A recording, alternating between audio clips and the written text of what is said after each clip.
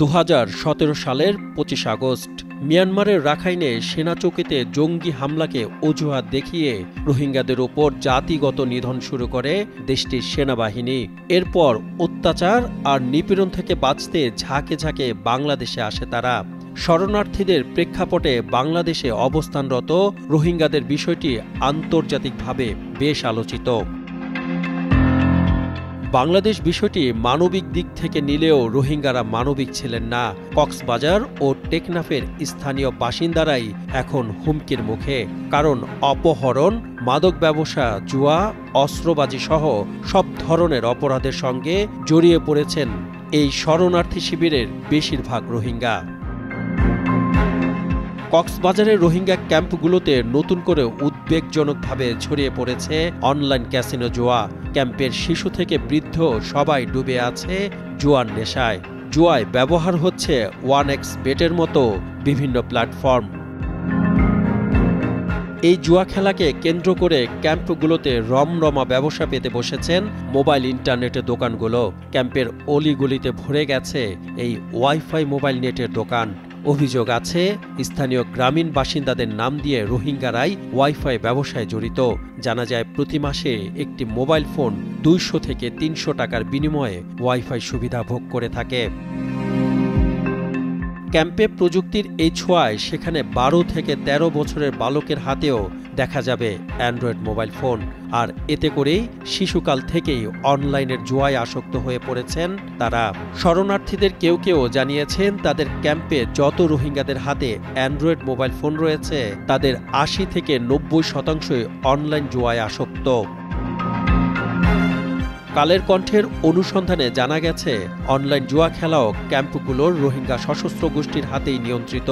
জানা যায় casino master agent থেকে সাব এজেন্ট হিসেবে যারা কাজ করে তারা কোনো না কোনো রোহিঙ্গা সশস্ত্র গোষ্ঠীর সঙ্গে জড়িত। এবার চমকে যাবার মতো আরেকটি তথ্য দেই আপনাদের। অনলাইনে জুয়া খেলতে প্রথমে ক্যাসিনোর এজেন্টরাই নাকি লাখ লাখ টাকার যোগান দিয়ে রোহিঙ্গা কিশোর তরুণদের উদ্বুদ্ধ করে জুয়া খেলার জন্য। স্থানীয়দের তথ্য মতে উখিয়া ও টেকনাফে 33টি ক্যাম্পের প্রতিটি ব্লকে এই ক্যাসিনো এজেন্টরা খেলার আগে ব্যাগ ভর্তি টাকা নিয়ে বসেন। তারা টাকাকে ডলারে রূপান্তর করে দেওয়ার ক্ষমতাও রাখেন। এখন যে কোনো ব্র্যান্ডের পুরাতন এসি বদলে নতুন ওয়ালটন এসিতে উপভোগ করুন 25% ছাড়। ক্যাম্পগুলোতে রোহিঙ্গারা শুধু ক্যাসিনো নামে নয়, আরও বেশ কয়েকটি নামের জুয়া খেলায় মত্ত থাকেন। এর মধ্যে রয়েছে ছক্কা খেলা, বল খেলা, চাকা মারা, ডলাডলি খেলা ও রং খেলা। ক্যাম্পের বসবাসকারী বাসিন্দারা কালের কণ্ঠের অনুসন্ধানী টিমকে জানিয়েছেন ক্যাসিনো এজেন্টদের বিরুদ্ধে কেউ কোনো কথাও বলতে পারে না, কারণ এদের পেছনে রয়েছে অস্ত্রধারী আরসা ও আরএসও সহ বিভিন্ন রোহিঙ্গা গোষ্ঠীর হাত। রোহিঙ্গা ক্যাম্পগুলোতে অনলাইন জুয়ায় পড়ে নিঃস্ব হয়ে যাওয়ার সংখ্যা নেহায়েত কম নয়। সর্বনাশা জুয়ার নেশায় পড়ে নগদ টাকা, থাকার ঘরসহ পরিবার সবকিছু হারিয়েছেন অনেকে। অভিযোগ পাওয়া যায় এই চক্রটি এখন ক্যাম্পের পাশাপাশি স্থানীয়দের ক্যাসিনো জুয়ার অংশীদার হতে নানাভাবে প্রলুব্ধ করছে। এ নিয়ে আইন শৃঙ্খলা রক্ষাকারী বাহিনীর দৃষ্টি আকর্ষণ করেছেন স্থানীয়রা।